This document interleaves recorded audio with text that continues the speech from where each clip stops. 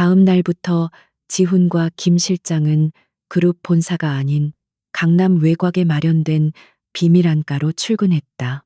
그곳은 최첨단 보안 장비와 서버들로 가득 찬 완벽한 전쟁 지휘소였다. 김민준 실장은 자신이 신뢰하는 소수의 금융 분석가와 화이트 해커들로 팀을 꾸렸다. 그들은 공식적으로는 신규 리조트 개발 타당성 검토 TF 리모 소속으로 위장했다. 시계가 정오를 가리키자 비서실장이 인터폰으로 조심스럽게 말했다. 회장님, 추모기념관에 가실 준비를. 지우는 서류에서 눈을 떼지 않은 채 낮은 목소리로 말을 끊었다. 취소해. 올해도 가지 않아. 비서실장은 더 이상 아무 말도 하지 못했다. 지난 9년간 회장은 단 한 번도 아내의 기일의 묘소를 찾은 적이 없었다. 회장님, 한태석 부회장이 어젯밤 미팅 직후 회장님께 24시간 감시 인력을 붙였습니다. 저희가 설치한 감청 장비를 통해 그가 직접 지시하는 것을 확인했습니다. 김민준이 긴급하게 보고했다. 지훈은 조소를 흘렸다. 예상했던 바다. 오히려 잘 됐어. 그가 나를 감시하는데 정신이 팔려 있는 동안 우리는 그의 심장을 파고들어야지. 그는 서류를 집어던지듯 책상에 내려놓고 일어섰다. 넥타이를 거칠게 풀어헤친 그는 복도 끝에 있는 10년간 굳게 닫혀있던 문으로 향했다. 그곳은 윤서연의 방이었다. 그녀가 죽은 날 지훈은 그 방을 봉인하라고 명령했다. 그녀의 흔적, 그녀의 숨결이 닿은 모든 것을 지워버리고 싶었다. 그들은 한태석의 11년간의 금융 기록을 파헤치기 시작했다. 처음에는 모든 것이 깨끗해 보였다. 그는 완벽한 회계 처리를 통해 자신의 흔적을 지웠다. 하지만 지우는 윤서연의 일기장과 최 탐정의 녹취 파일을 통해 놈의 패턴을 알고 있었다. 그는 유령 회사와 차명 계좌를 이용하고 있었다. 하지만 오늘은 달랐다. 10년이라는 세월이 그의 증오를 무디게 만든 것인지 아니면 그저 이 지긋지긋한 굴레를 끊어내고 싶은 것인지 알 수 없었다. 그는 보안 시스템에 비밀번호를 입력했다. 삑 하는 건조한 기계음과 함께 굳게 잠겨있던 문이 열렸다. 10년 만에 처음으로 방 안의 공기가 바깥과 섞였다. 파나마, 케이맨 제도, 버진 아일랜드. 그가 10년 전부터 꾸준히 페이퍼 컴퍼니를 설립하고 자금을 세탁해 왔습니다. 한 해커가 모니터에 복잡한 자금 흐름도를 띄웠다. 수백억 원에 달하는 회사 돈이 여러 단계를 거쳐 한태석의 개인 비자금 계좌로 흘러 들어가고 있었다. 그 규모는 지훈의 상상을 초월했다. 퀴퀴한 먼지 냄새가 코를 찔렀다. 방 안은 시간이 멈춘 듯했다. 모든 것이 그녀가 마지막으로 사용했던 그대로였다. 침대는 단정하게 정돈되어 있었고 화장대 위의 화장품들은 마치 주인이 금방이라도 돌아와 사용할 것처럼 가지런히 놓여 있었다. 지우는 경멸 어린 시선으로 방을 훑어보았다. 이 위선적인 질서, 이건 단순한 횡령이 아니야. 그는 회사를 통째로 삼키려 하고 있었어. 지훈이 중얼거렸다. 그리고 그는 결정적인 연결 고리를 발견했다. 자금 세탁에 이용된 페이퍼 컴퍼니 중 하나의 이름이 블루 돌핀 유한회사였다. 박미나가 목숨처럼 아끼던 푸른색 돌고래 USB. 이것은 우연이 아니었다. 그는 가정부에게 방 안의 모든 것을 내다버리라고 지시할 생각이었다. 그가 발걸음을 돌리려던 순간 거대한 책장 한 구석에 있는 작은 틈이 눈에 들어왔다.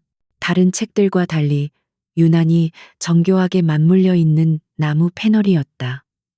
지우는 본능적으로 그곳으로 다가갔다. 힘을 주어 패널을 당기자 책장 뒤편에 숨겨진 작은 금고가 모습을 드러냈다. 미나는 이것을 알고 있었던 거야. 태석이의 자금 세탁 루트를 알아냈고 그 증거를 USB에 담아뒀던 거지. 그래서 한태석은 미나를 죽이고 그 USB를 가져가야만 했던 거야. 모든 퍼즐 조각이 맞춰졌다. 윤서연의 의심, 최 탐정의 조사, 그리고 미나의 죽음까지 모든 것이 한태석의 탐욕에서 시작되었다. 비밀번호는 뜻밖에도 간단했다. 박미나의 생일이었다. 지우는 순간 숨이 멎는 듯한 모욕감을 느꼈다.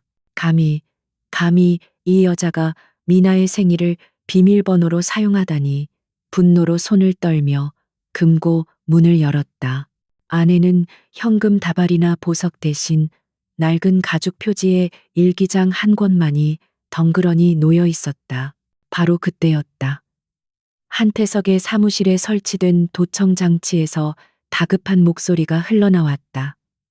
한태석의 수행비서였다. 부회장님, 강 회장이 움직임이 이상합니다. 본사로 출근하지 않고 김민준 실장과 함께 강남의 한 오피스텔로 들어갔습니다. 그곳에서 나오지 않고 있습니다. 지훈은 일기장을 집어들었다. 경멸감에 당장이라도 불태워버리고 싶었지만 알 수 없는 힘이 그의 손을 붙잡았다. 이 여자가 죽어가면서까지 숨기려 했던 것이 무엇인지 궁금했다. 자신의 범행에 대한 변명일까? 아니면 또 다른 저주일까? 그는 마른 침을 삼키며 일기장의 첫 페이지를 넘겼다. 안가에 잠시 침묵이 흘렀다. 지훈은 김민준과 눈을 맞췄다. 올 것이 온 것이다. 한태석의 목소리는 얼음장처럼 차가웠다. 강남 오피스텔. 그놈이 내 뒤를 캐고 있었군. 10년 동안 죽은 개처럼 굴더니 이제 와서 주인을 물려고 해. 윤서연처럼 말이야. 그러나 그가 마주한 첫 문장은 그의 예상을 완전히 빗나간 것이었다. 오늘 강지훈이 또다시 나를 의심의 눈초리로 쳐다봤다. 그는 모른다. 내가 미나 씨의 죽음에 대해 그보다 더 절박하게 파고 있다는 것을. 지훈은 얼어붙었다. 이 말도 안 되는 소리는 대체 무엇인가? 그의 목소리에는 더 이상 친구에 대한 우려 따위는 없었다. 오직 살이만이 가득했다. 그 오피스텔 위치 정확히 파악해. 그리고 청소팀에게 연락해. 10년 전 윤서연을 처리했던 방식 그대로. 이번에는 브레이크 고장 같은 시시한 방법 말고 좀 더 확실하게. 음주운전 트럭이 좋겠군. 쥐새끼 한 마리도 빠져나가지 못하게. 그는 거친 숨을 몰아쉬며 다음 장을 넘겼다. 서연의 단정한 필체는 그녀의 목소리처럼 차분했지만 그 내용은 지훈의 머릿속을 송두리째 뒤흔들었다. 미나 씨는 내 유일한 친구였다. 이 차가운 집안에서 유일하게 내게 따뜻한 미소를 보여주던 사람. 그런 그녀를 내가 왜 죽인단 말인가. 하지만 아무도 내 말을 믿지 않는다. 김민준 실장의 얼굴이 하얗게 질렸다. 회장님, 그들이 움직이기 시작했습니다. 당장 이곳을 피해야. 지훈은 손을 들어 그를 제지했다. 그의 눈빛은 두려움이 아닌 차가운 결의로 불타고 있었다. 아니, 우리가 피하면 놈은 더 악랄하게 나올 거야. 이제 이건 조사가 아니야. 전쟁이다. 일기장은 계속되었다. 서연은 지훈의 냉대와 시댁의 멸시 속에서 홀로 느꼈던 고독감을 담담하게 적어 내려갔다. 그리고 그녀는 박미나의 죽음에 대한 의문점들을 조목조목 기록하고 있었다. 경찰은 단순 강도 살인으로 종결했지만 현장에서 사라진 것은 미나 씨가 늘 지니고 다니던 푸른색 돌고래 모양의 USB뿐이었다. 왜 하필 그것이었을까? 지우는 자리에서 일어났다. 그는 김민준에게 명령했다. 모든 자료를 백업하고 서버를 파괴해. 그리고 팀원들은 즉시 해산시켜. 지금부터는 자네와 나 둘뿐이야. 그는 이미 이런 상황을 대비하고 있었다. 그는 나약한 피해자가 아니었다. 지훈은 자신이 알던 윤서연과 일기장 속의 윤서연 사이에서 혼란을 느꼈다. 그가 알던 그녀는 감정 표현에 인색하고 자신의 속내를 절대 드러내지 않는 얼음 여왕이었다. 하지만 일기장 속의 그녀는 두려움과 슬픔, 그리고 억울함에 몸부림치고 있었다. 그녀는 미나를 친구라고, 심지어 언니처럼 따랐다고 적었다. 그날 밤 지우는 일부러 안가를 나와 자신의 차에 올랐다. 그는 미행을 따돌리는 척 몇 군데를 돈 뒤 한적한 강변북로로 차를 몰았다. 김민주는 다른 차로 멀찍이서 그를 따랐다. 지훈이 선택한 차는 평소 그가 타던 방탄 세단이 아닌 눈에 띄지 않는 평범한 국산 세단이었다. 하지만 내부는 특수 개조되어 있었다. 그는 일기장을 든 채 방바닥에 주저앉았다. 미나의 장례식 날 지훈 씨는 내 뺨을 때리며 악마 같은 년이라고 했다. 그 눈빛을 평생 잊을 수 없을 것이다. 하지만 나는 슬퍼할 겨를도 없었다. 장례식장에서 수상한 남자를 보았다. 미나의 사진을 보며 웃고 있던 남자. 분명히 어딘가에서 본 얼굴인데 비가 거세게 내리기 시작했다. 10년 전 서연이 죽던 그날처럼 지우는 백미러를 주시했다. 예상대로 거대한 덤프트럭 한 대가 비정상적인 속도로 뒤따라 붙기 시작했다. 트럭은 경적도 울리지 않고 지훈의 차 뒷공무니를 맹렬하게 들이받았다. 쾅 하는 굉음과 함께 차체가 격렬하게 흔들렸다. 지훈의 심장이 거세게 뛰기 시작했다. 장례식장에서 웃고 있던 남자? 그는 그런 기억이 없었다. 당시 그는 슬픔과 분노에 제정신이 아니었다. 서연은 그 남자의 인상착의를 자세히 묘사했다. 그리고 그녀는 그 남자가 누구인지 알아내기 위해 비밀리에 사람을 고용했다는 충격적인 사실까지 적어 놓았다. 지우는 당황하지 않았다. 그는 이미 이 순간을 시뮬레이션했다. 그는 특수부대에서 배운 방어 운전 기술을 본능적으로 구사했다. 트럭이 다시 한번 측면을 들이받으려 할 때 지우는 브레이크를 밟는 대신 오히려 가속 페달을 끝까지 밟았다. 그는 내가 고용한 사립탐정을 눈치챈 것 같다. 며칠 전부터 검은색 세단이 나를 따라다니기 시작했다. 지훈 씨에게 말하고 싶지만 그는 나를 살인자라고 확신하고 있다. 내가 무슨 말을 한들 그가 믿어줄까? 나는 이제 혼자다. 만약 나에게 무슨 일이 생긴다면 이 일기장이 유일한 증거가 될 것이다. 차는 총알처럼 튀어나가며 트럭의 사각지대로 파고들었다. 동시에 그는 핸들을 격렬하게 꺾어 180도 스핀턴을 감행했다. 끼익 타이어 타는 냄새가 빗속에 진동했다. 지훈의 차는 중앙분리대를 스치며 겨우 멈춰 섰고 그를 쫓던 덤프트럭은 속도를 이기지 못하고 앞서가던 다른 차들을 들이받으며 전복되었다. 이것이 서연이 죽기 일주일 전에 쓴 마지막 기록이었다. 지우는 떨리는 손으로 일기장을 덮었다. 10년 동안 그는 아내를 증오했다. 그녀가 자신의 첫사랑을 죽이고 죄책감에 스스로 목숨을 끊었다고 믿었다. 하지만 이 일기장이 사실이라면 윤서연이 살인자가 아니라 진범을 줬다가 살해당한 것이라면 도로는 순식간에 아수라장이 되었다. 지우는 부서진 차에서 내렸다. 그의 이마에서는 피가 흘러내렸지만 눈빛은 형형하게 빛나고 있었다. 그는 전복된 트럭 쪽을 바라보았다. 검은 옷을 입은 남자들이 트럭에서 기어나와 그를 보고는 도망치기 시작했다. 지훈은 창밖을 바라보았다. 비는 그쳤지만 하늘은 여전히 잿빛이었다. 10년간 그를 지배했던 견고한 확신이 무너져 내리기 시작했다. 만약 그녀가 결백하다면 그는 지난 10년간 대체 무슨 짓을 한 것인가? 그는 자신의 아내를 2번 죽인 셈이 되었다. 진실을 외면한 죄, 그리고 그녀를 믿어주지 않은 죄로 그는 총을 꺼내들까 하다가 멈췄다. 지금은 그들을 잡는 것보다 살아남는 것이 중요했다. 멀리서 경찰 사이렌 소리가 들려왔다. 그는 빗속으로 몸을 숨겼다. 잠시 후 김민준 실장의 차가 조용히 그의 앞에 멈춰섰다. 그는 자리에서 일어났다. 일기장을 수트 안주머니 깊숙이 넣었다. 그의 눈빛은 더 이상 슬픔이나 분노가 아니었다. 10년 만에 처음으로 그의 얼어붙었던 심장에 불길이 일었다. 진실을 찾아야 했다.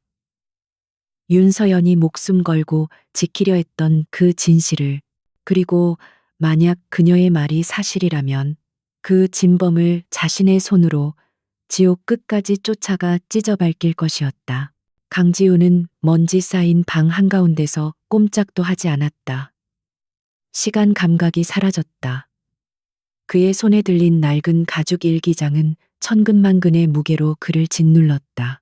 그는 방금 읽은 문장을 믿을 수 없었다. 내가 미나 씨의 죽음에 대해 그보다 더 절박하게 파고 있다는 것을. 이 얼마나 가증스러운 변명인가. 그는 경멸감에 입술을 비틀며 다음 장을 넘겼다. 차에 올라탄 지우는 젖은 머리를 쓸어 넘기며 피 묻은 입가를 닦았다. 봤나, 김 실장. 저놈이 나를 죽이려 했어. 그의 목소리는 믿을 수 없을 만큼 차분했다. 10년간의 죄책감과 슬픔은 이 순간 모두 불타는 복수심으로 변모했다. 이제 확인은 끝났어. 한태석. 그놈은 내 손으로 지옥에 쳐넣을 거야. 일기장은 결혼 첫날 밤부터 시작되었다. 지훈은 그날의 기억이 생생했다. 그는 샴페인을 터뜨리는 대신 서연의 얼굴에 살인자라는 낙인을 찍었다. 당신이 감히 미나의 자리를 차지해. 차갑게 내뱉던 자신의 목소리가 떠올랐다. 서연은 그저 하얀 웨딩드레스를 입은 채 창밖을 바라보며 아무 말도 하지 않았다. 빗물과 피가 뒤엉킨 강지훈의 얼굴은 이미 감정을 상실한 가면처럼 굳어 있었다. 김민준 실장이 운전하는 차는 한태석의 감시망을 피해 서울 시내를 유령처럼 빠져나갔다. 그들이 도착한 곳은 평창동 언덕 깊숙한 곳에 자리한 지훈의 작고한 아버지가 비밀리에 사용하던 별장이었다. 한태석조차 존재를 모르는 유일한 피난처였다. 서연의 기록은 담담했다. 그는 나를 유령 취급한다. 이 거대한 저택에서 나는 살아있는 사람이 아니다. 하인들조차 나를 경멸의 눈초리로 바라본다. 하지만 괜찮다. 이것은 내가 자초한 일이니까. 지훈은 미간을 찌푸렸다. 자초한 일? 그는 페이지를 넘기는 손에 힘을 주었다. 별장에 들어서자마자 김민준 실장이 응급처치 키트를 가져와 지훈의 이마에 난 상처를 소독했다. 지훈은 고통조차 느끼지 못하는 듯 미동도 없이 앉아 있었다. 덤프트럭이 차체를 들이받던 순간의 굉음이 귓가에 맴돌았다. 10년 전 윤서연이 겪었을 공포가 그의 전신을 덮쳤다. 아버지의 회사를 구하기 위해 나는 이 결혼을 받아들였다. 지훈 씨가 나를 얼마나 증오하는지 알면서도, 그가 박미나라는 여자를 얼마나 사랑했는지 알면서도 나는 그저 내 가족을 지키고 싶었을 뿐이다. 하지만 신은 나에게 너무 가혹한 대가를 요구했다. 서연의 글씨는 그 어떤 감정의 동요도 없이 반듯했다.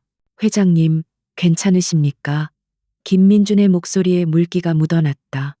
지훈은 천천히 눈을 떴다. 그의 눈은 더 이상 분노나 슬픔이 아니었다. 모든 감정이 불타버리고 남은 잿더미처럼 차가웠다. 괜찮지 않아. 하지만 살아남았지. 놈은 내가 살아있다는 걸 곧 알게 될 거야. 그리고 더 필사적으로 나올 테지. 지훈은 가슴이 답답해지는 것을 느꼈다. 그는 서연의 집안이 위기에 몰려 이 정략 결혼이 성사되었다는 것을 알았다. 그는 그것을 그녀의 탐욕이라고 치부했다. 하지만 일기장 속의 서연은 탐욕이 아닌 절박한 희생을 말하고 있었다. 그는 애써 그 감정을 무시하며 계속 읽어내려갔다. 지우는 자리에서 일어났다. 그는 한태석이 자신을 죽이려 했다는 사실을 곱씹었다.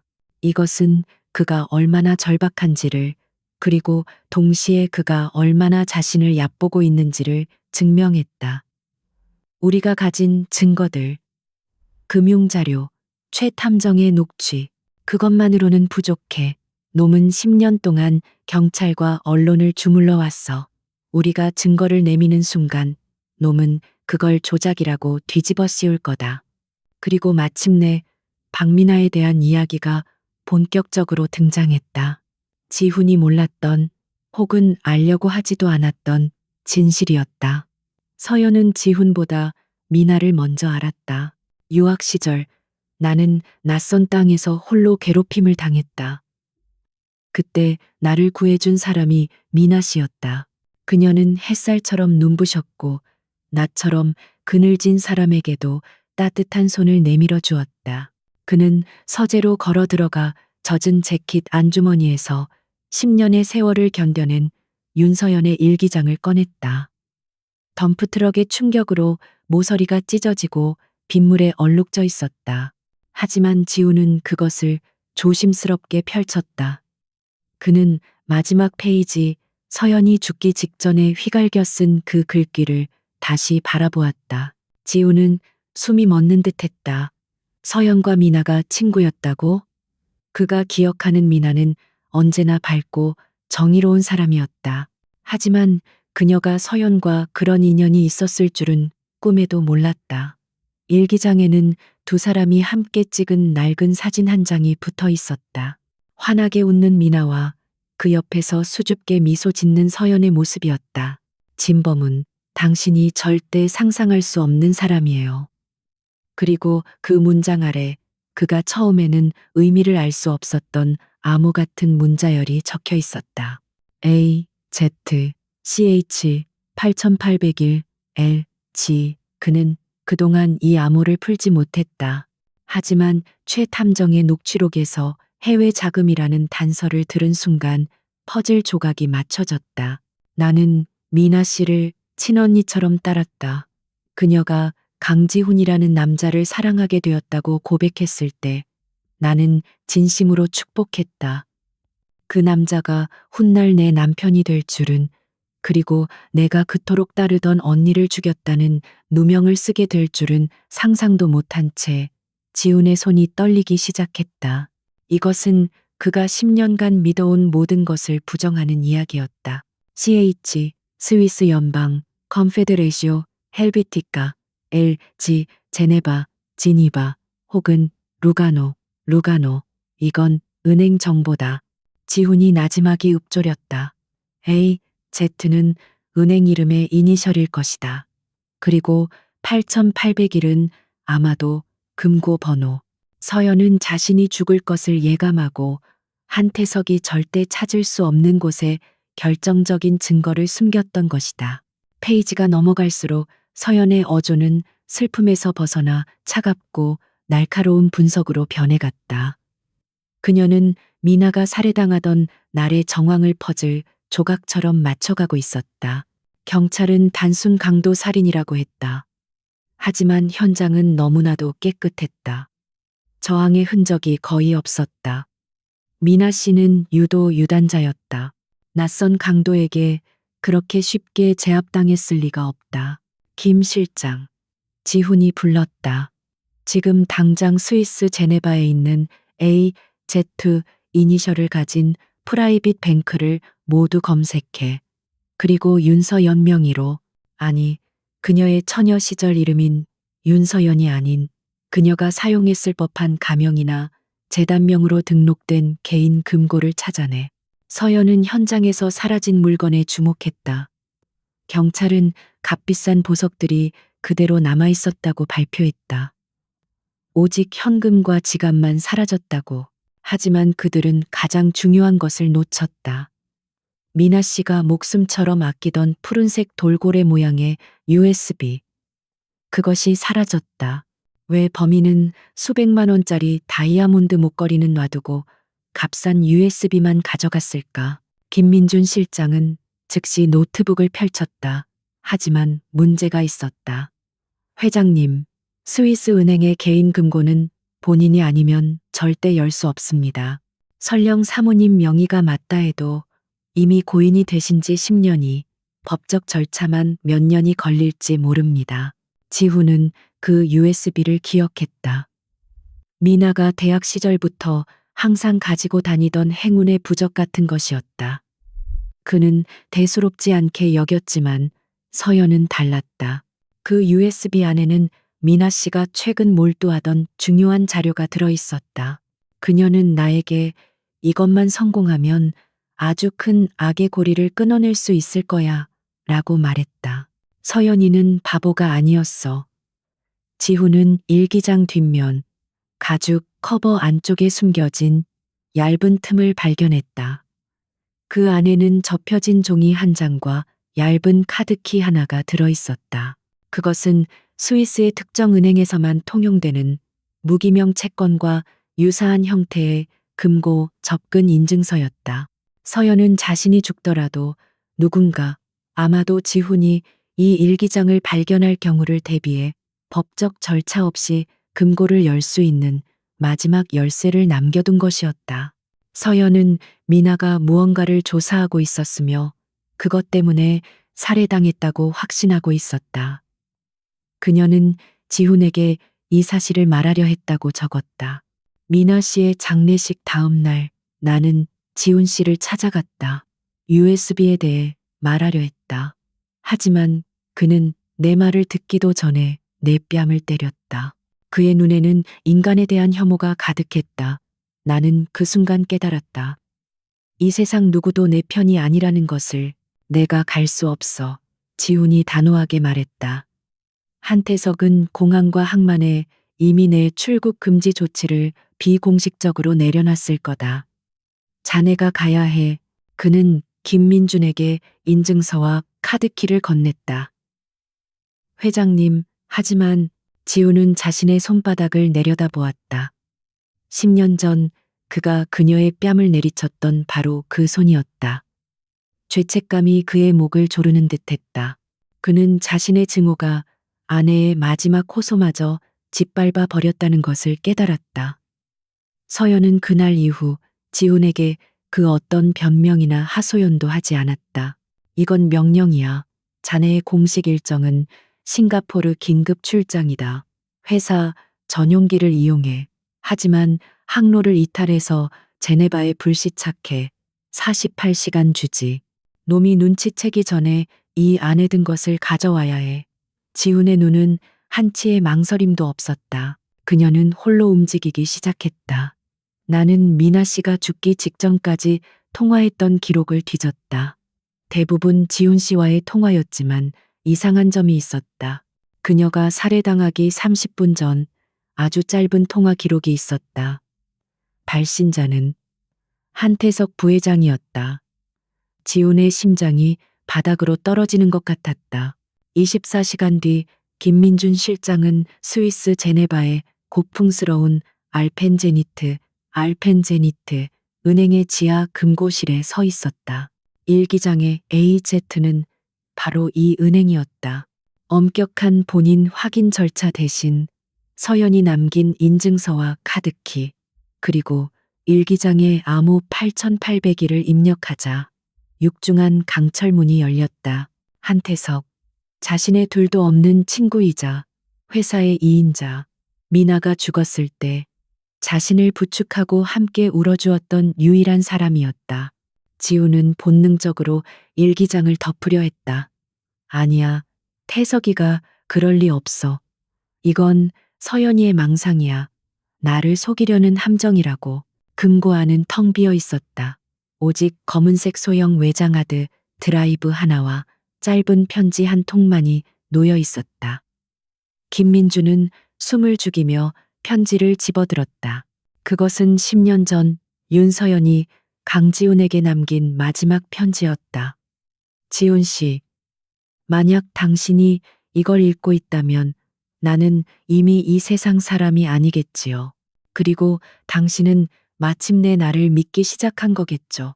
하지만 그의 손은 멈추지 않았다. 그는 진실을 확인해야만 했다. 서연은 태석에 대해 집요하게 파고들었다. 한태석 부회장은 그날 중요한 해외 바이어와 저녁 내내 통화를 했다고 경찰에 진술했다.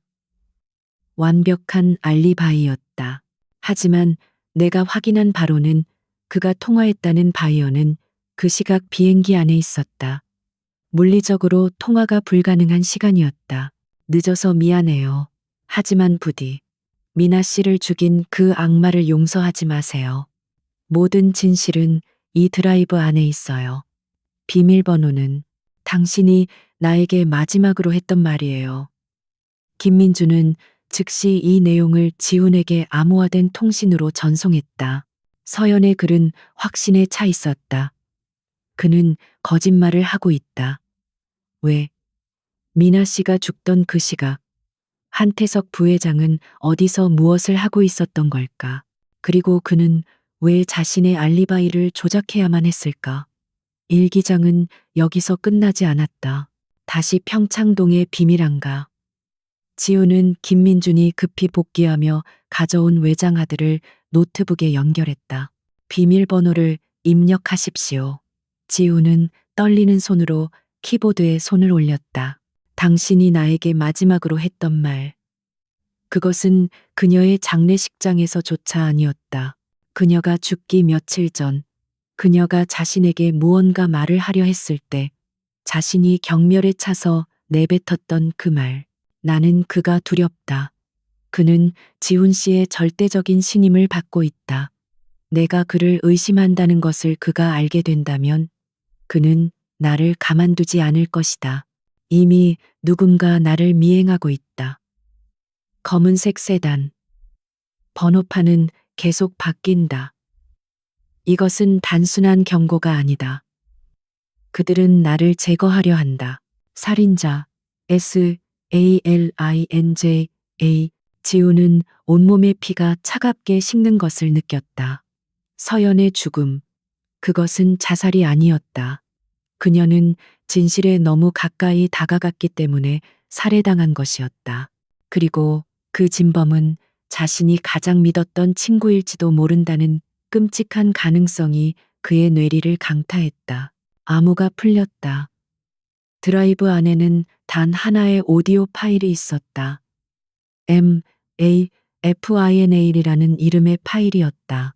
지훈이 파일을 클릭하자 10년 전 그날의 목소리가 흘러나왔다. 처음에는 미나의 겁에 질린 목소리였다. 태석 오빠, 이게 다 무슨 짓이에요? 회사 돈을, 지훈 씨 돈을 이렇게 빼돌리면 어떡해요? 그는 일기장의 마지막 페이지를 넘겼다. 서연이 죽기 바로 전날 밤에 쓴 것으로 보이는 다급한 필체였다. 그들이 내일 움직일 것이다. 나는 이 일기장을 숨겨야 한다. 만약 나에게 무슨 일이 생긴다면 지훈 씨, 부디 나를 용서하지 마세요. 대신 나를 믿어주세요. 미나 씨의 복수를 해주세요. 진범은 당신이 절대 상상할 수 없는 사람이에요. 그리고 이어진 한태석의 차가운 목소리. 지훈이 10년간 단 한 번도 들어본 적 없는 악마의 목소리였다. 오빠, 순진하긴. 지훈이는 그냥 얼굴마담이야. 이 회사는 내가 키웠어. 그러니 내 돈이지. 넌 너무 깊이 파고들었어. 미나야. 그 망할 USB에 그딴 걸 담아두는 게 아니었어. 지우는 일기장을 든 채 망연자실하게 앉아 있었다. 방 안은 이미 어둠이 내려앉아 한 치 앞도 보이지 않았지만 그의 눈은 10년간의 증오가 거친 자리에 떠오른 참혹한 진실을 똑똑히 보고 있었다.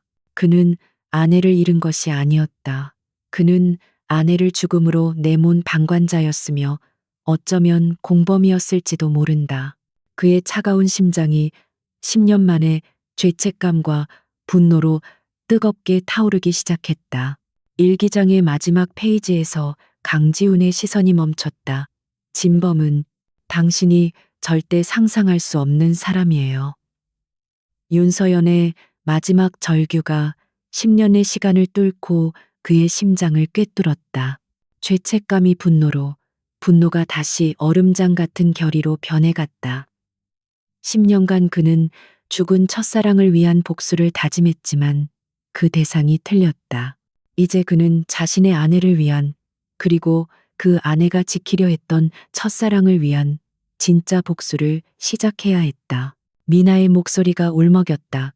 지훈 씨가 알면 서연 씨도 오빠를 의심하고 있어요. 당장 그만둬요. 그 순간 한태석의 목소리가 섬뜩하게 변했다. 그 얼음 같은 년. 그녀는 다음 차례야. 네가 먼저 가야겠다. 지훈이는 내가 적당히 위로해주지. 아마 네가 죽은 게 다 그년 때문이라고 믿게 될 거야. 넌 너무 시끄러웠어. 그는 더 이상 슬픔에 잠긴 남편이 아니었다. 거대 그룹을 이끄는 냉철한 회장, 강지훈으로 돌아왔다. 그는 방을 나서기 전 일기장에서 단 하나의 단서를 찾아내기 위해 페이지를 다시 급하게 넘겼다. 서연은 경찰을 믿지 못했다. 지훈 자신조차 그녀를 살인자로 몰았으니 그녀가 기댈 곳은 어디에도 없었을 것이다. 쿵 하는 둔탁한 소리가 들렸다. 미나가 아끼던 하얀색 도자기 화분이 깨지는 소리였다. 악, 미나의 짧은 비명, 그리고 이어지는 격렬한 몸싸움 소리와 함께 녹음은 끊겼다. 마침내 그가 찾던 구절이 나왔다. 경찰이 한태석 부회장의 알리바이를 그대로 믿는 것이 수상하다. 나는 내 방식대로 조사해야겠다. 을지로 인쇄소 골목 뒤편 최탐정이라는 사람을 소개받았다. 전직 형사 출신이라 믿을만하다고 했다. 최탐정, 을지로. 지훈은 이 두 단어를 머릿속에 지훈은 노트북을 든 채 그대로 무너져 내렸다. 짐승 같은 울음소리가 그의 목에서 터져 나왔다. 그것은 첫사랑을 잃은 슬픔이 아니었다. 10년간 아내를 오해하고 그녀를 지옥 속에서 홀로 죽어가게 만든 자신에 대한 참혹한 절망이었다. 윤서연은 이 끔찍한 진실을 손에 쥐고 남편의 손에 죽임을 당할까봐 스위스 은행에 숨겨두고 자신을 미끼로 던졌던 것이다. 강지훈 회장의 긴급 이사회 소집 통보는 그룹 전체를 발칵 뒤집어 놓았다. 공식적인 안건은 그룹 내부 비리 척결 및 지배구조 개선이라는 모호한 명분이었다. 이사들은 불안한 기색을 감추지 못한 채 거대한 원목 테이블에 둘러앉았다. 그들은 회장의 최근 기묘한 행보와 맞물려 그룹의 운명이 걸린 중대한 발표가 있을 것임을 직감했다. 그는 즉시 집무실로 돌아와 가장 신임하는 비서 김민준 실장에게 전화를 걸었다. 김 실장은 지훈이 회장직에 오르기 전부터 그를 보좌해온 인물로 입이 무겁고 일 처리가 칼같이 정확했다. 김 실장 10년 전 을지로에서 활동했던 최탐정이라는 사람에 대해 알아봐. 본명, 사무실 위치, 그리고 현재 상태까지 일시간 주지. 한태석은 가장 마지막에 회의실에 들어섰다. 그의 얼굴에는 여유로운 미소마저 감돌았다. 그는 이미 이사들 몇몇을 포섭해둔 상태였다. 강지훈이 덤프트럭 사고에서 살아남았다는 보고를 받았을 때 잠시 당황했지만 오히려 좋은 기회라고 생각했다. 이것이야말로 강지훈이 외부의 위협에 시달리고 있다는 증거로 써먹을 수 있었다.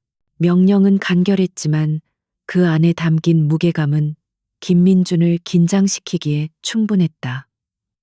회장이 10년 전에 그것도 사립 탐정을 찾는다는 것은 예사로운 일이 아니었다. 김 실장은 알겠습니다라는 짧은 대답만 남기고 전화를 끊었다. 지훈은 통유리창 앞에 서서 잿빛 도시를 내려다보았다. 10년간 이 도시의 정점에서 모든 것을 가졌다고 생각했지만 그는 가장 중요한 진실에서 눈을 돌린 장님에 불과했다. 그는 강지훈이 아내의 10주기 이후 심각한 정신적 외상에 시달리고 있으며 편집증적인 증세를 보인다고 소문을 퍼뜨렸다. 오늘의 이사회는 강지훈이 스스로 무덤을 파는 자리가 될 것이라 확신했다. 그는 지훈의 해임안을 발의할 준비까지 마친 상태였다. 그의 오만함은 하늘을 찔렀다. 한태석. 그는 자신의 이복 형제나 다름없는 존재였다. 아버지가 일찍 돌아가시고 회사를 물려받았을 때 수많은 이사들의 견제 속에서 자신의 편이 되어준 유일한 사람이었다. 미나의 죽음으로 자신이 무너졌을 때도 곁을 지키며 회사를 돌봐준 것이 태석이었다. 그런 그가 어떻게 회의실 문이 열리고 강지훈이 들어섰다. 이마에 붙인 반창고가 선명했지만 그의 눈빛은 그 어느 때보다 차갑고 안정되어 있었다. 그는 슬픔에 잠긴 미망인이 아니었다. 그는 지옥의 문턱에서 돌아온 심판자였다. 10년간의 죄책감을 먹고 자란 복수심이 그의 전신을 감싸고 있었다. 지훈은 머리를 흔들었다. 감상에 빠질 때가 아니었다. 일기장의 내용이 사실이라면 한태석은 10년간 자신의 옆에서 완벽한 연기를 해온 괴물이었다. 서연의 의심이 망상이기를 바라는 마음과 그녀의 억울함을 풀어야 한다는 의무감이 격렬하게 충돌했다. 지훈이 자리에 앉자마자 한태석이 먼저 입을 열었다. 그의 목소리는 걱정으로 가득 차 있었지만 그 안에는 교묘한 독이 숨어 있었다. 회장님, 몸은 좀 괜찮으십니까? 끔찍한 사고를 당하셨다고 들었습니다. 요즘 심신이 많이 지쳐 보이셔서 걱정입니다. 그룹의 수장으로서 건강 관리가 우려됩니다. 40분이 채 지나지 않아 김민준 실장에게서 연락이 왔다. 그의 목소리는 평소보다 훨씬 가라앉아 있었다. 회장님, 찾았습니다. 본명 최동식. 전직 강력계 형사였고 10년 전을지로 삼가 뒷골목에서 진실탐정사무소라는 이름으로 개인 사무실을 운영했습니다. 지우는 마른 침을 삼켰다. 그래서 지금은 몇몇 이사들이 동조하듯 고개를 끄덕였다. 맞습니다.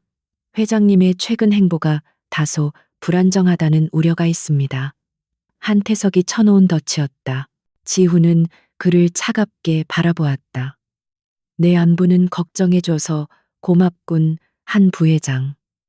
하지만 오늘 소집한 이유는 내 건강이 아니야. 김민준 실장은 잠시 망설이다가 입을 열었다. 그는 10년 전에 사망했습니다. 지훈의 심장이 쿵 내려앉았다. 사망 원인은 사무실 건물 옥상에서의 실족사로 보고되었습니다. 하지만 시기가 공교롭게도 윤서연 사모님의 사고가 있기 불과 사흘 전이었습니다. 강지훈은 김민준 실장에게 눈짓했다. 오늘의 긴급 안건은 우리 그룹 내부에 10년 넘게 기생해온 거대한 암 덩어리를 도려내기 위함이다. 그의 선언에 회의실 공기가 얼어붙었다. 한태석의 미소가 옅어졌다. 그는 불길한 예감을 느꼈지만 여전히 자신이 상황을 통제하고 있다고 믿었다. 온몸에 소름이 돋았다. 이것은 우연이 아니다. 서연은 자신의 탐정이 살해당했다는 것을 직감했을 것이다. 그리고 다음 차례가 자신이라는 것도. 그녀가 일기장에 그들이 내일 움직일 것이라고 다급하게 쓴 이유가 분명해졌다. 그들은 서연과 그녀의 탐정을 모두 사고로 위장해 제거했다. 김민준 실장이 즉시 회의실 전면 스크린에 복잡한 자금 흐름도를 띄웠다. 지금부터 그룹 감사팀의 특별 감사 결과를 보고 드리겠습니다. 그것은 지훈이 비밀 안가에서 준비한 자료를 공식적인 감사 보고서로 위장한 것이었다. 한태석은 저런 감사가 언제 진행되었는지 전혀 알지 못했다. 지훈은 외투를 집어들었다. 차 대기시켜 을지로 삼가 그 탐정 사무소 건물로 간다. 김민준 실장이 당황하며 물었다. 지금 직접 가시겠다는 겁니까? 이미 10년이나 지난. 지훈이 말을 잘랐다. 10년이 지났으니 가야 하는 거야. 혹시라도 남아있는 것이 있는지 내 눈으로 직접 확인해야겠다. 지난 11년간 총 3천억 원에 달하는 그룹 자금이 파나마와 케이맨 제도에 설립된 다수의 유령 회사를 통해 해외로 유출된 사실을 확인했습니다. 이사들의 얼굴이 하얗게 질렸다. 3천억 원. 그들은 자신의 귀를 의심했다. 회의실은 물을 끼얹은 듯 조용해졌고 오직 김민준 실장의 냉정한 목소리만 울려 퍼졌다.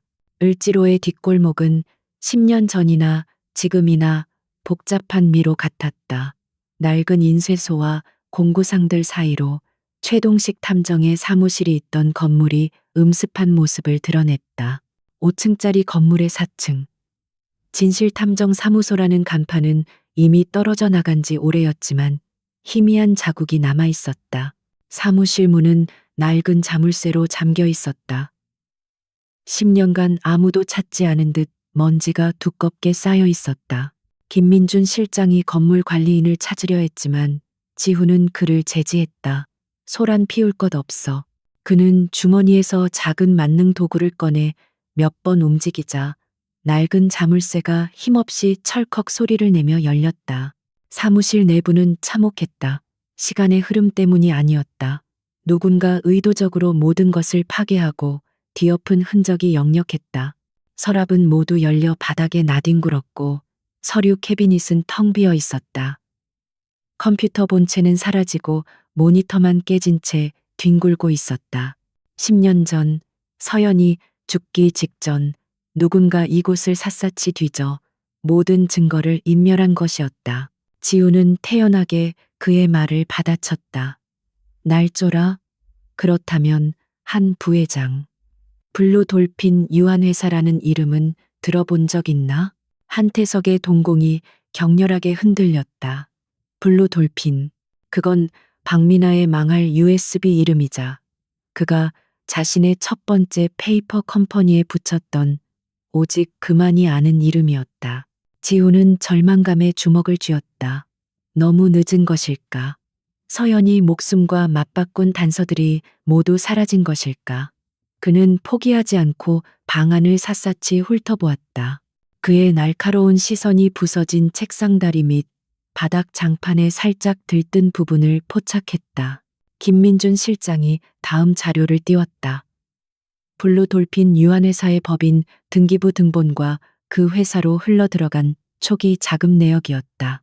그리고 그 자금의 최종 종착지는 스위스의 한 차명 계좌였다. 계좌주는 명확히 한태석은 아니었지만 연결고리는 명백했다. 모든 것이 한태석을 가리키고 있었다. 그는 망설임 없이 무릎을 꿇고 장판을 뜯어냈다. 그 밑에는 작은 공간이 있었고 그 안에는 먼지에 쌓인 아주 작은 물건 하나가 숨겨져 있었다. 구형 마이크로 카세트 테이프였다. 탐정들이 현장 녹음용으로 쓰던 바로 그 물건이었다. 최동식 탐정이 마지막 순간에 급하게 숨긴 것이 분명했다. 이 모든 자금의 흐름을 최종적으로 승인하고 지시한 사람은 바로 한태석 부회장 당신입니다. 김민준 실장의 목소리가 회의실을 울렸다. 이사들은 경악과 충격 속에서 두 사람을 번갈아 쳐다보았다. 감히 그룹의 2인자가 이런 엄청난 짓을 저질렀다는 것을 믿을 수 없었다. 지훈이 테이프를 집어드는 순간이었다. 본능적인 위기감이 그의 등골을 스쳤다. 그는 재빨리 창문으로 다가갔다. 골목 건너편 검은색 세단 한 대가 서 있었다. 차 안의 남자가 황급히 고개를 돌렸지만 이미 늦었다. 지우는 그 남자의 얼굴을 똑똑히 보았다. 한태석 부회장의 수행비서 중 한 명이었다. 한태석은 자리에서 벌떡 일어났다. 말도 안 되는 소리. 이건 음모야. 강지훈, 내 놈이 드디어 미쳤구나. 아내의 10주기에 충격을 받아서 헛것이 보이는 거냐. 이 모든 건 내 놈이 꾸며낸 자작극이다. 그는 이사들을 향해 소리쳤다. 여러분, 저 미치광이를 믿으십니까? 아니면 10년간 그룹을 위해 헌신한 저를 믿으십니까? 서연이 일기장에 썼던 검은색 세단이었다. 그들은 10년이 지난 지금도 이곳을 감시하고 있었다. 아니, 어쩌면 일기장을 발견하고 움직이기 시작한 자신을 미행했을지도 모른다. 지우는 조소를 흘렸다. 10년간 자신을 완벽하게 속여왔다고 생각했겠지만 그들의 오만함이 꼬리를 잡히게 만들었다. 회의실은 순식간에 아수라장이 되었다. 이사들은 동요했다. 한쪽은 10년간 그룹을 헌신적으로 이끌어온 한태석이었고, 다른 한쪽은 최근 이상한 행보를 보인 강지훈 회장이었다. 증거는 명백했지만 한태석의 반발은 거셌다. 그는 자신이 매수해둔 이사들에게 눈짓을 보냈다. 지훈은 마이크로 카세트 테이프를 안주머니 깊숙이 넣었다. 이곳은 더 이상 안전하지 않았다. 그는 김민준 실장에게 눈짓을 보내며 조용히 사무실을 빠져나왔다. 건물 밖으로 나오자 검은색 세단은 이미 사라지고 없었다. 회장님, 이건 너무 일방적입니다. 한 부회장님을 이렇게 모욕할 순 없습니다. 몇몇 이사들이 한태석을 비호하고 나섰다. 한태석은 다시 미소를 되찾았다. 그는 강지훈이 가진 패가 이것이 전부라고 생각했다. 금융비리 따위는 유능한 변호사를 쓰면 얼마든지 빠져나갈 수 있었다. 자신의 차에 올라탄 지훈의 얼굴은 분노로 굳어 있었다. 이제 이것은 단순한 과거의 살인사건 조사가 아니었다. 현재 진행형인 전쟁이었다. 김 실장, 지훈의 목소리는 얼음처럼 차가웠다. 지금부터 비상체제다. 한태석 부회장의 모든 동향을 24시간 감시해. 지난 11년간의 모든 금융거래, 통화 내역, 해외 출입국 기록까지 샅샅이 뒤져. 그리고 이 테이프를 재생할 수 있는 구형 플레이어를 당장 구해와. 강지훈은 이 모든 혼란을 예상했다는 듯 팔짱을 낀 채 차가운 눈으로 한태석을 응시했다. 그는 한태석이 자신의 탐욕을 덮기 위해 얼마나 더 발악할 수 있는지 지켜보았다. 그리고 그는 아직 가장 결정적인 카드를 꺼내지 않았다. 윤서연이 목숨과 맞바꾼 마지막 증거를. 그는 차창 밖으로 빠르게 스쳐 지나가는 풍경을 바라보며 나지막이 읊조렸다. 서연아, 당신이 옳았어. 이제 내가 끝낼게. 그의 눈빛은 10년의 어둠을 뚫고 나온 사냥개의 그것처럼 번뜩이고 있었다. 자작극이라. 지훈이 나지막이 입을 열었다. 그의 목소리는 이상할 정도로 차분해서 오히려 더 섬뜩했다. 좋아. 그렇다면 이 금융자료가 내 광기 어린 편집증의 산물이라고 치지. 여기 계신 이사님들도 그렇게 생각하시는 것 같군. 강지훈의 펜트하우스 집무실은 숨막히는 침묵에 잠겨 있었다. 10년의 세월을 뛰어넘어 발견된 마이크로 카세트 테이프가 구형 플레이어 안에서 위태롭게 돌아가고 있었다. 김민준 실장이 땀이 밴 손으로 기기를 조작했다. 지지직거리는 잡음 사이로 10년 전 사망한 최동식 탐정의 거친 목소리가 흘러나왔다. 그는 천천히 자리에서 일어났다. 그리고 한태석에게로 한 걸음 다가갔다. 그렇다면 10년 전 박미나 살인 사건은 어떻지? 이사들은 숨을 죽였다. 뜬금없이 10년 전의 살인 사건이 왜 나오는지 의아해했다. 녹음 파일 7번. 한태석 부회장 건. 윤서연 씨의 의뢰대로 알리바이를 재조사했다. 그는 경찰의 미나 씨가 사망한 추정 시각 홍콩의 KL 인더스트리 대표와 중요한 통화를 하고 있었다고 진술했다. 완벽한 증거였다. 하지만 뭔가 이상했다. 목소리는 잠시 끊겼다가 이어졌다. 한태석의 얼굴에서 핏기가 사라졌다. 그는 왜 갑자기 그 이야기가 나오는지 이해할 수 없었다. 그건 이미 윤서연이 범인이라고. 지우는 그의 말을 끊었다. 윤서연? 과연 그럴까?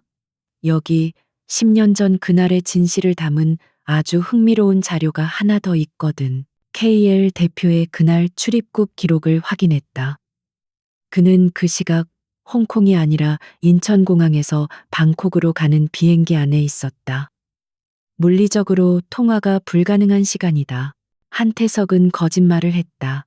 그는 미나 씨가 죽던 그 시각, 알리바이가 없다. 지우는 눈을 감았다. 이것은 서연이 일기장에 적었던 의심과 정확히 일치했다. 지우는 김민준 실장에게 다시 한번 눈짓했다. 스크린이 꺼지고 회의실 스피커에서 지지직거리는 잡음이 흘러나오기 시작했다. 한태석은 그 소리가 무엇인지 깨닫고 공포에 질린 눈으로 스피커를 바라보았다. 그는 자신이 지옥의 문을 열었음을 깨달았다. 곧이어 10년 전에 죽은 박미나의 목소리가 회의실 전체에 울려 퍼졌다. 태석 오빠, 이게 다 무슨 짓이에요? 회사 돈을, 지훈 씨 돈을 이렇게 빼돌리면 어떡해요? 스피커에서 터져나온 박미나의 겁에 질린 목소리는 얼어붙은 회의실을 산산조각 냈다. 이사들은 자신들의 귀를 의심했다. 10년 전에 죽은 박미나의 목소리. 그것은 불가능한 일이었다. 테이프는 계속되었다. 더 깊이 파고들자 수상한 자금 흐름이 포착됐다. 한태석이 관리하던 회사의 유령 계좌에서 거액이 인출되어 당시 수사팀장의 아내 계좌로 들어갔다. 이건 단순한 알리바이 조작이 아니다. 그는 경찰 수사 자체를 매수하고 있었다. 윤서연 씨에게 이 사실을 알리려 했지만 미행이 붙었다. 한태석의 얼굴은 백지장처럼 하얗게 질렸다. 그는 귀를 막으려는 듯 비틀거리며 스피커를 노려봤다. 꺼, 당장 꺼. 이건 조작이야. 말도 안 되는. 하지만 그의 절규는 이어서 흘러나오는 자신의 10년 전 목소리에 묻혀버렸다. 차갑고 낯설며 아기에 찬 목소리였다. 최 탐정의 목소리에 다급함이 묻어났다. 검은색 세단.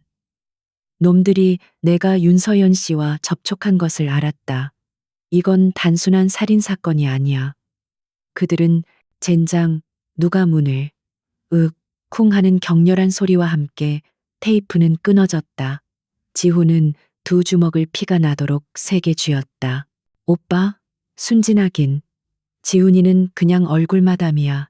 이 회사는 내가 키웠어. 그러니 내 돈이지. 넌 너무 깊이 파고들었어. 미나야. 그 망할 USB에 그딴 걸 담아두는 게 아니었어. 이사들은 숨을 죽였다. 이것은 단순한 금융비리가 아니었다. 3천억 원 횡령의 동기가 10년 전 살인 사건과 연결되는 순간이었다.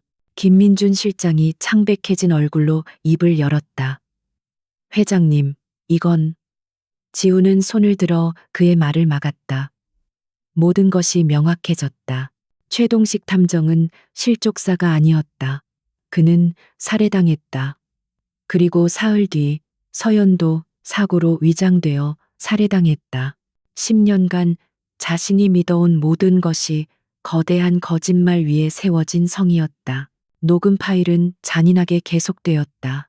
미나의 울먹임이 들려왔다.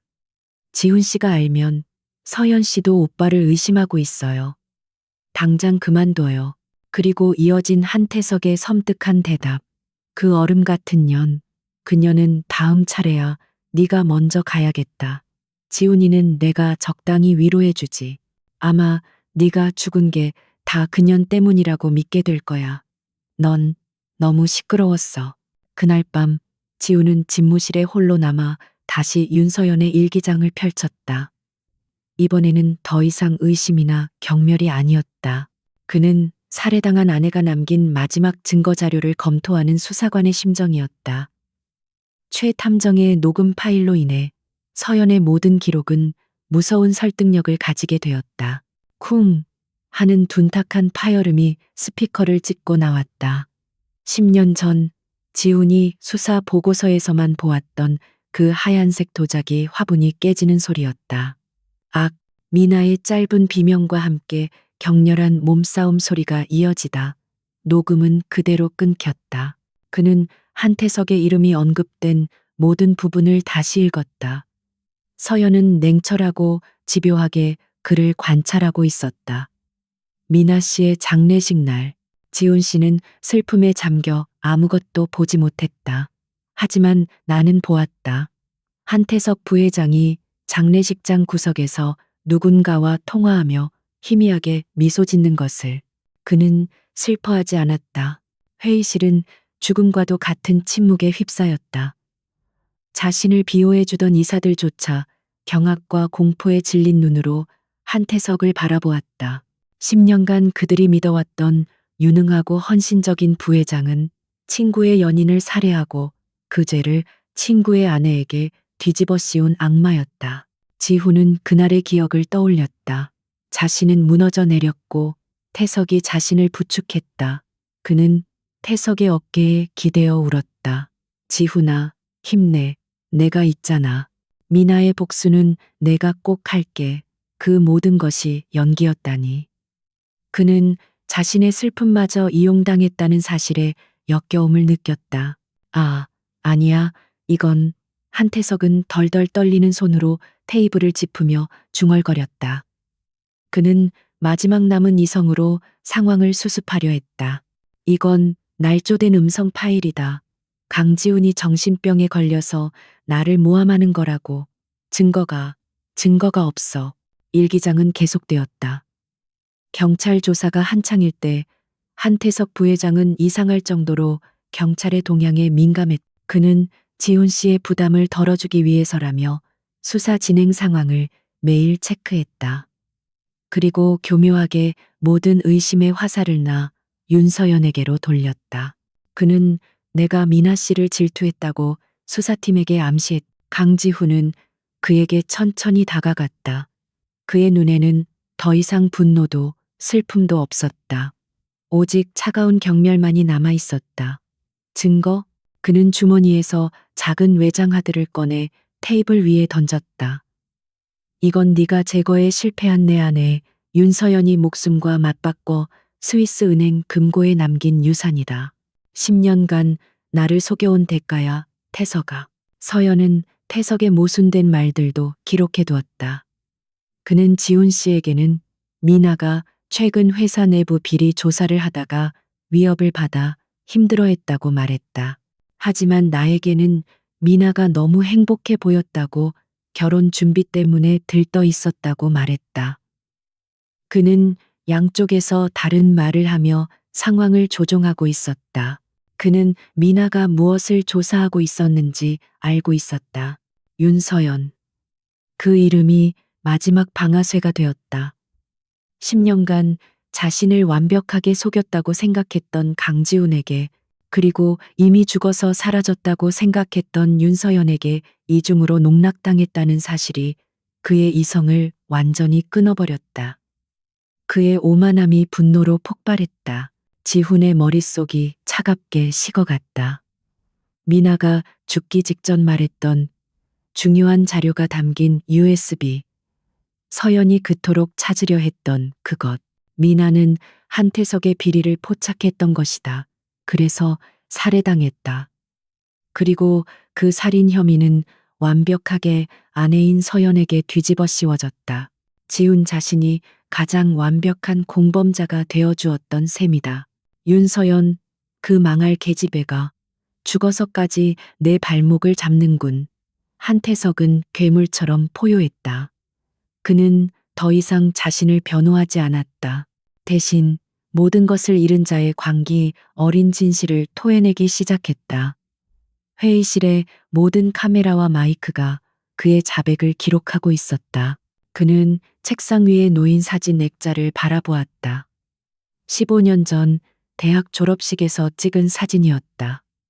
환하게 웃는 자신과 그 옆에 어깨동무를 한 한태석. 두 사람은 피를 나누지 않은 형제였다. 지훈은 태석을 자신의 목숨보다 더 신뢰했다. 그 신뢰가 오늘 10년 만에 가장 잔인한 방식으로 산산조각 났다. 그래, 맞아. 내가 죽였어. 그는 강지훈의 멱살을 잡을 듯이 달려들며 소리쳤다. 박민아, 그 멍청한 년, 감히 내 블루 돌핀 계좌를 알아내? 내가 이룬 모든 것을 망치려 했어. 그래서 죽였다. 그 하얀 화분으로 내가 직접 내리쳤다고. 서연은 일기장 마지막 부분에 이렇게 썼다. 한태석은 악마다. 그는 지훈 씨의 신뢰라는 가면 뒤에 숨어 모든 것을 조종한다. 그가 가장 두려워하는 것은 지훈 씨가 진실을 아는 것이 아니다. 그가 가장 두려워하는 것은 자신이 이룩한 모든 것을 잃는 것이다. 나는 그가 탐욕 때문에 미나 씨를 죽였다고 확신한다. 이사들은 공포에 질려 의자에서 물러났다. 한태석은 미친 사람처럼 웃기 시작했다. 그리고 윤서연, 그 얼음장 갔던 년은 더했지. 감히 사립 탐정 따위를 붙여서 내 뒤를 캐. 최동식이 그놈도 내가 처리했어. 그리고 그년도 똑같이 처리했지. 브레이크를 고장내서 절벽으로 밀어버렸다고. 지훈은 일기장을 덮었다. 가슴 속에서 뜨거운 것이 치밀어 올랐다. 그것은 더 이상 슬픔이나 죄책감이 아니었다. 배신당한 자의 차가운 분노였다. 그는 자신의 아내가 10년 전에 이미 진범의 정체를 알고 있었다는 사실에 전율했다. 그녀는 홀로 거대한 악마와 싸우다가 죽어갔다. 그의 광기는 강지훈을 향했다. 그런데 넌 어땠지? 지훈아? 넌 내 완벽한 공범이었어. 내가 서연이가 범인이라고 속삭여주자. 넌 내 아내를 악마처럼 증오했지. 넌 내 손으로 내 아내를 2번 죽인 거야. 이 멍청한 놈아. 그는 인터폰을 눌러 김민준 실장을 호출했다. 몇 분 뒤 김 실장이 집무실로 들어섰다. 지훈의 눈빛을 본 그는 말없이 고개를 숙였다. 지훈의 목소리는 강철처럼 차갑고 단호했다. 지금 이 순간부터 한태석 부회장은 우리의 적이다. 모든 것이 밝혀졌다. 10년간의 모든 의문과 고통의 실체가 범인의 입에서 직접 흘러나왔다. 강지훈은 멱살을 잡힌 채 자신을 비웃는 한태석의 얼굴을 가만히 응시했다. 그리고 그는 나지막이 하지만 회의실 전체에 울릴 만큼 또렷하게 말했다. 그래, 내 말이 맞아. 난 멍청한 놈이었지. 김 실장, 지훈이 말을 이었다. 그룹 내의 모든 보안 인력 중 나와 자네 외에는 아무도 믿을 수 없다. 외부 인력을 고용해 최고 수준으로 한태석의 모든 것을 감시한다. 24시간. 그의 집, 차, 사무실, 그가 들르는 모든 술집과 식당. 모든 곳에 도청 장치와 몰래카메라를 설치해 한태석의 얼굴이 굳어졌다. 그는 저 자료가 어디서 나왔는지, 강지훈이 어떻게 자신의 비밀 금고를 찾아냈는지 믿을 수 없었다. 잠깐, 그 자료는 대체, 이건 날조야. 강 회장, 지금 이게 무슨 짓인가? 자신의 무능을 덮기 위해 나를 모함하는 건가? 그는 즉각 반격에 나섰다. 김민준의 눈이 커졌지만 그는 아무것도 묻지 않았다. 지훈은 계속해서 명령했다. 그가 만나는 모든 사람, 그가 주고받는 모든 통화와 메시지를 실시간으로 나에게 보고해. 그리고 가장 중요한 것, 그의 자금 흐름을 추적해. 11년 전 미나가 죽기 전부터 지금까지의 모든 금융 거래 내역을 샅샅이 뒤져. 그가 숨겨둔 유령 회사, 차명 계좌, 단 하나도 놓치지 마. 그 순간 굳게 닫혀있던 회의실의 양쪽 문이 동시에 열렸다.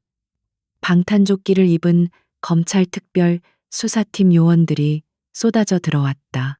그들은 한태석이 반격할 틈도 주지 않고 그를 제압했다.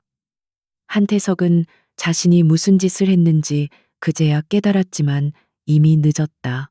이것은 선전포고였다. 10년간 자신의 눈을 가리고 자신을 조종해온 악마의 가면을 벗기기 위한 전쟁의 시작이었다. 김 실장, 명심해. 한태석은 10년 전에 이미 2사람을 죽인 놈이다.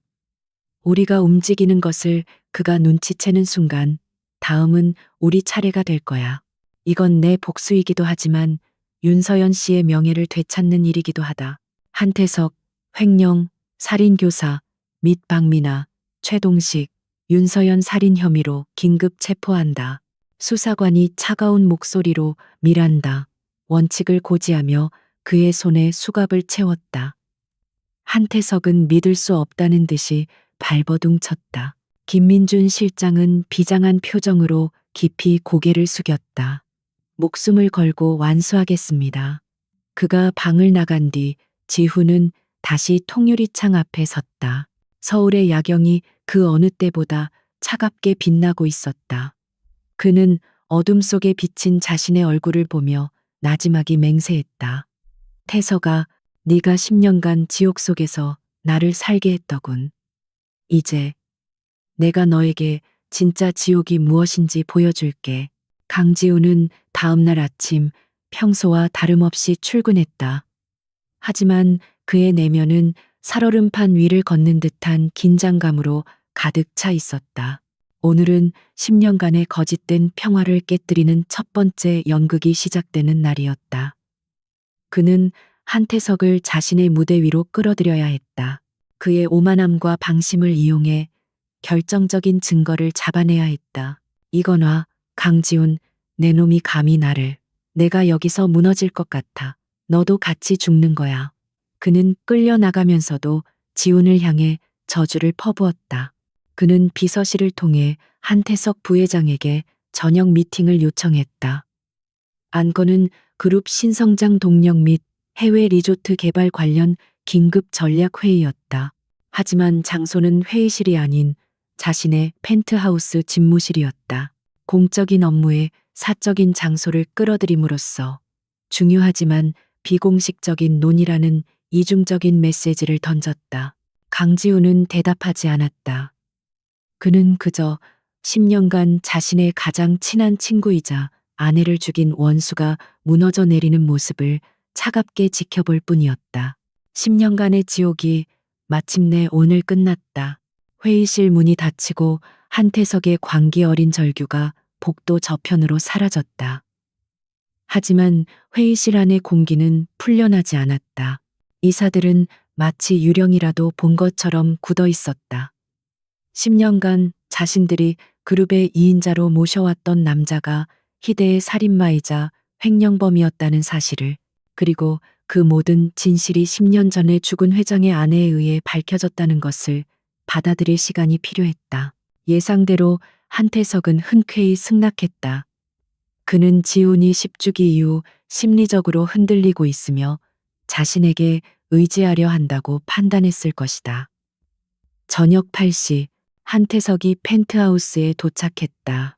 그는 값비싼 와인 대신 지훈이 과거 미나와 함께 즐겨 마시던 싱글 몰트 위스키를 들고 왔다. 속이 뻔히 보이는 위로의 제스처였다. 강지훈은 그들의 충격을 돌아보지 않았다. 그는 단 한마디의 설명도 덧붙이지 않은 채 텅 빈 눈으로 회의실을 빠져나왔다. 김민준 실장이 그의 뒤를 따랐다. 회장님, 그는 무슨 말을 해야 할지 몰랐다. 지훈은 엘리베이터 버튼을 누르며 나지막이 말했다. 그룹 내 한태석 라인을 전부 정리해 오늘자로 단 한 놈도 남김없이, 그리고 검찰에 협조할 모든 자료를 넘겨. 지훈아, 요즘 많이 힘들어 보인다. 서현 씨 10주기 때문인가? 이제 정말 잊을 때도 됐는데 말이야. 한태석은 마치 형처럼 지훈의 어깨를 두드리며 소파에 앉았다. 그의 얼굴에는 10년 지기 친구에 대한 완벽한 우려와 연민이 서려 있었다. 지훈은 속에서 치밀어 오르는 역겨움을 누르며 애써 지친 미소를 지었다. 다음 날 대한민국은 발칵 뒤집혔다. JK그룹 한태석 부회장, 10년 전 박미나 살인사건 및 횡령 혐의로 긴급 체포. 뉴스는 쉴 새 없이 속보를 쏟아냈다. 10년 전 온 나라를 떠들썩하게 했던 재벌가 며느리의 살인 누명 사건이 실상은 그룹 2인자의 탐욕과 관계에서 비롯된 연쇄 살인이었음이 드러났다. 자네가 내 마음을 제일 잘 알지. 10년이 지났는데도 어제 일처럼 생생해. 지훈은 일부러 슬픔에 잠긴 연기를 했다. 그는 위스키 잔을 따르며 서류 몇 장을 테이블 위에 올려놓았다. 하지만 언제까지고 과거에 얽매여 있을 순 없지. 이 리조트 개발건, 자네 생각은 어때? 한태석의 재판은 신속하게 진행되었다. 윤서연이 목숨 걸고 남긴 녹음 파일, 최 탐정의 마지막 육성, 그리고 이사회장에서 그가 스스로 토해낸 광기 어린 자백은 그 어떤 변명의 여지도 남기지 않았다. 그는 10년 전에 3건의 살인 및 살인교사, 그리고 3천억 원대의 횡령 혐의로 무기징역을 선고받았다. 두 사람은 몇십 분간 표면적으로는 완벽하게 업무에 대해 토론했다. 한태석은 날카로운 통찰력으로 프로젝트의 문제점들을 지적했다. 그는 유능한 이인자였다. 지우는 그가 얼마나 유능한지 알기에 더욱 치가 떨렸다. 이토록 뛰어난 두뇌를 겨우 자신의 탐욕과 살인을 은폐하는 데 사용하고 있었다. 그는 법정에서 끌려나가면서도 강지훈을 향해 눈을 부릅뜨고 저주를 퍼부었다. 강지훈은 방청석 가장 앞줄에 앉아 그 모든 과정을 무표정하게 지켜보았다. 박민아의 복수가 이루어졌다. 윤서연의 억울함이 풀렸다. 그러나 강지훈의 마음에는 그 어떤 해방감이나 승리감도 찾아오지 않았다. 대화가 잠시 끊긴 순간 지훈은 창밖의 야경을 바라보며 나지막이 입을 열었다. 가끔 생각해. 만약 10년 전에 미나가 죽지 않았다면 지금 우리 셋이 이 자리에서 함께 위스키를 마시고 있지 않았을까. 그의 목소리는 짙은 슬픔에 잠겨 있었다. 재판이 끝난 며칠 뒤 지훈은 처음으로 김민준 실장에게 휴가를 냈다. 그는 운전기사도 수행원도 없이 홀로 차를 몰았다.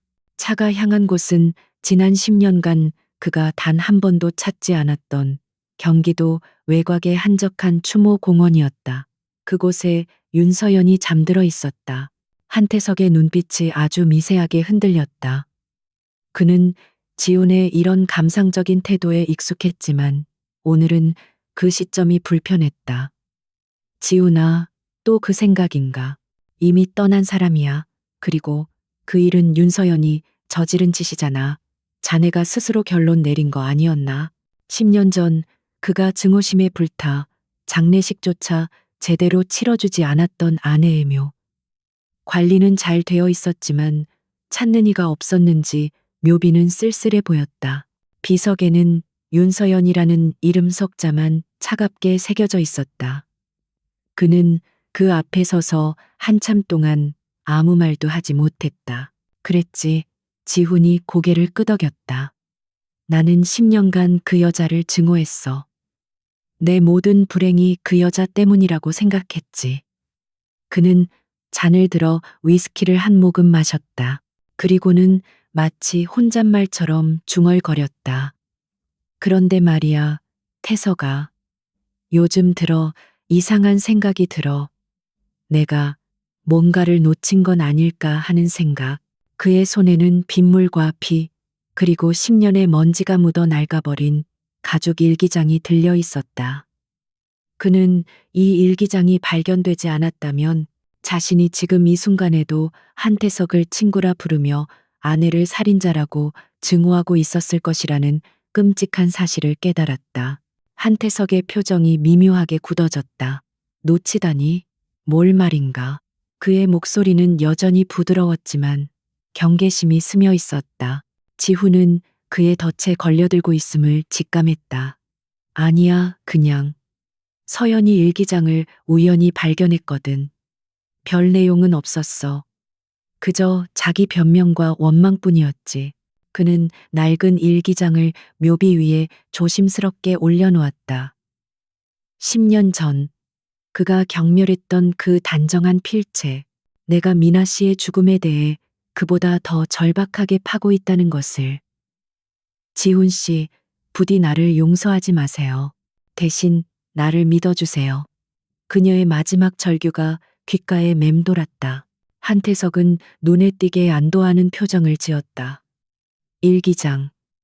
그는 분명 10년 전 서연의 소지품을 샅샅이 뒤졌을 것이다. 하지만 지훈이 말한 금고 속에 진짜 일기장은 찾지 못했을 터. 그는 지훈이 본 것이 서연이 일부러 흘린 가짜 일기장이나 감상적인 낙서장이라고 판단한 듯했다. 강지훈은 천천히 무릎을 꿇었다. 거대 그룹의 회장으로 단 한 번도 누구에게도 굴복해 본 적 없던 그가 10년 만에 처음으로 죽은 아내의 묘비 앞에 무릎을 꿇었다. 그는 차가운 비석에 이마를 대었다. 뜨거운 것이 목구멍을 타고 치밀어 올랐다. 쓸데없는 소리. 그런 여자의 마지막 발악에 흔들리지 마. 한태석이 단호하게 말했다. 그의 오만함이 다시 고개를 들었다. 그는 지훈이 영원히 자신의 소나기 안에 있다고, 영원히 진실을 모른다고 확신하고 있었다. 바로 그 오만함이 지훈이 노리던 지점이었다. 서연 씨, 그의 목소리는 모래처럼 거칠게 갈라져 나왔다. 내가 왔소. 그는 지난 10년간 단 한 번도 입에 담지 않았던 사죄의 말을 내뱉었다. 미안하오. 정말 미안하오. 자네 말이 맞아. 그 여자는 끝까지 거짓말쟁이였지. 지훈은 일부러 서연을 비난하며 태석을 안심시켰다. 그래도 그 일기장 때문에 미나 생각이 더 간절해졌어. 특히 미나가 항상 지니고 다니던 그 푸른색 돌고래 USB.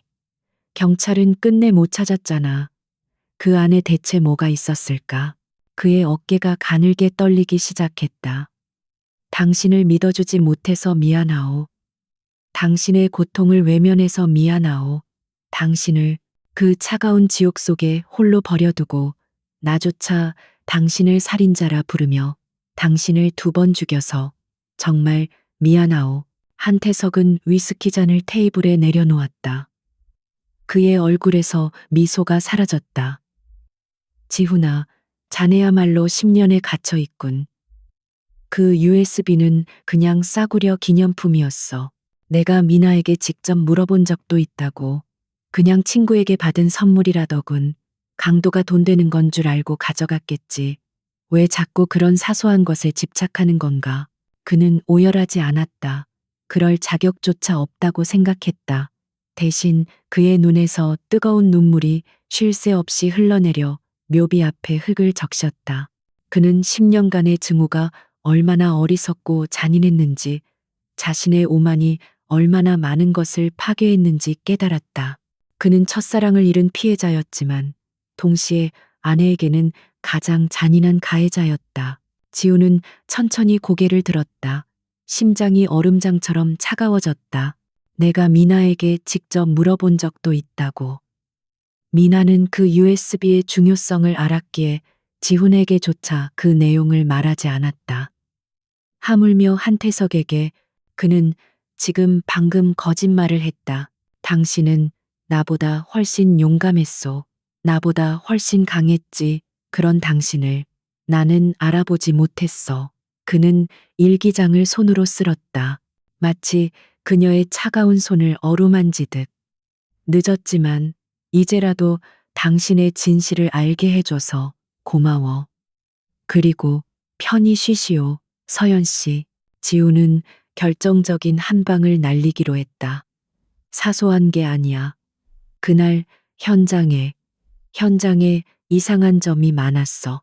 경찰은 단순 둔기 살인이라고 했지만 나는 그 보고서를 봤어. 너무 잔인했어. 얼마나 지났을까? 해가 뉘엿뉘엿 지기 시작했다. 지우는 자리에서 일어났다. 그는 일기장을 다시 품속 깊이 넣었다. 묘비를 떠나는 그의 발걸음은 여전히 무거웠지만 10년간 그를 짓누르던 증오의 쇠사슬은 끊어져 있었다. 그 자리에는 평생 짊어지고 가야 할 무거운 속죄의 십자가가 남았다. 한태석은 혀를 차며 고개를 저었다. 그는 이제 지훈의 나약함에 완전히 방심한 듯했다. 그래, 끔찍했지. 나도 나중에 형사에게 전해 들었어. 특히 거실에 있던 그 하얀색 도자기, 화분 말이야. 미나가 아끼던 거였는데 그게 범행 도구였다니. 아주 산산조각이 났었다더군. 피범벅이 돼서 몇 달 뒤 JK그룹은 대대적인 개혁을 단행했다. 강지우는 그룹의 모든 비자금을 사회에 환원하고 미나 서연재단이라는 이름의 공익재단을 설립했다. 억울한 누명을 쓴 피해자들을 돕고 진실을 규명하는 일에 막대한 자금을 지원하기 시작했다. 그 순간 강지훈의 세상이 멈췄다. 하얀색 도자기 화분. 그것은 10년 전 경찰이 의도적으로 언론에 흘리지 않은 수사팀 내부에서만 공유된 결정적 증거였다. 당시 지훈은 자신의 지위를 이용해 수사 보고서를 몰래 열람했기에 그 사실을 알고 있었다. 하지만 한태석은 그 사실을 알 방법이 없었다. 단 하나의 경우를 제외하고는 그는 여전히 펜트하우스에 살았지만 10년간 봉인되었던 윤서연의 방은 이제 그의 서재가 되었다. 방은 깨끗이 치워졌지만 그녀의 책장과 책상만은 그대로 남겨두었다. 그는 매일 밤 그곳에 앉아 낡은 일기장을 펼쳐보곤 했다. 그가 바로 그 현장에 있었거나 그 화분을 직접 휘두른 범인이 아니라면 그것은 그가 저지른 죄에 대한 영원한 증표이자 한 여인의 침묵 속에 감춰져 있던 위대한 용기에 대한 유일한 기록이었다. 강지훈의 복수는 끝났지만 그의 속죄는 이제 막 시작되고 있었다. 지훈은 간신히 호흡을 가다듬었다. 그는 자리에서 일어나 창가로 걸어갔다. 자네 말이 맞아. 잊어야지. 너무 끔찍한 기억을 상기시켰군. 미안하네. 오늘은 그만 돌아가 주게. 리조트 건은 다음 주에 정식으로 회의하지. 한태석은 자신의 실수를 전혀 깨닫지 못한 채 오히려 지훈을 동정하는 눈빛으로 바라보았다. 그래, 푹 쉬게. 무슨 일 있으면 언제든 전화하고. 그는 만족스러운 표정으로 펜트하우스를 나섰다. 10년이 지나도 강지훈은 여전히 자신의 통제하에 있다고 확신하면서 문이 닫히는 소리가 들리자마자 지훈은 테이블을 주먹으로 내리쳤다. 위스키 잔이 떨어져 박살났다. 그의 눈은 불타는 듯한 분노로 이글거렸다. 잡았다. 한태석. 하지만 한태석 역시 밖으로 나가 차에 올라타는 순간 알 수 없는 찜찜함을 느꼈다. 10년간 미나의 민자만 나와도 무너지던 강지훈이었다. 그런데 오늘은 슬퍼하긴 했지만 그 눈빛은 슬픔이 아니었다. 마치 무언가를 시험하고 확인하려는 듯한 날카로움이 있었다. 그리고 왜 하필 지금 10년 만에 USB와 현장 이야기를 꺼낸 것일까? 차가운 10월의 비가 통유리창을 세차게 때렸다. 강지훈은 서울이 한눈에 내려다 보이는 펜트하우스 집무실에서 무표정한 얼굴로 서류를 넘기고 있었다. 그의 칠흑 같은 수트에는 한치의 흐트러짐도 없었지만 굳게 담은 입술과 얼음장처럼 차가운 눈빛은 내면의 폭풍을 애써 억누르고 있음을 보여주었다. 오늘은 그의 죽은 아내 윤서연의 10주기였다. 그는 즉시 자신의 수행비서에게 전화를 걸었다. 지금부터 강지훈 회장에게 사람 붙여 24시간 밀착 감시해. 김민준 실장을 포함해서 그가 만나는 모든 인간을 체크하고 모든 통화 내역을 보고해. 10년 만에 죽었던 개가 다시 짖으려는 것 같군. 두 남자의 보이지 않는 전쟁이 마침내 수면 위로 떠오르고 있었다. 한태석이 펜트하우스를 나간 직후 강지훈은 김민준 실장에게 연락했다. 작전 변경이다. 놈이 미끼를 물었어. 그의 목소리는 분노로 미세하게 떨렸지만 그 밑바탕에는 사냥을 시작한 포식자의 냉정함이 깔려 있었다. 지훈은 더 이상 한태석의 반응을 기다리지 않았다. 이제는 그가 먼저 움직여야 했다. 그에게 윤서연은 악몽 그 자체였다. 그의 첫사랑 박미나를 잔인하게 죽인 살인자. 법정은 증거 불충분으로 그녀의 손을 들어주었지만 지훈은 단 한순간도 그녀의 유죄를 의심하지 않았다. 10년 전 서연이 자신의 차를 몰고 절벽으로 돌진해 스스로 목숨을 끊었을 때도 지훈은 그것을 죄책감을 이기지 못한 비겁한 도피라고 생각했다. 그는 한태석의 손을 거칠게 뿌리쳤다. 하지만 넌 내 그 오만함 때문에 오늘 여기서 끝나는 거야. 자백해줘서 고맙다, 친구. 지우는 테이블 아래에 있던 비상 버튼을 눌렀다.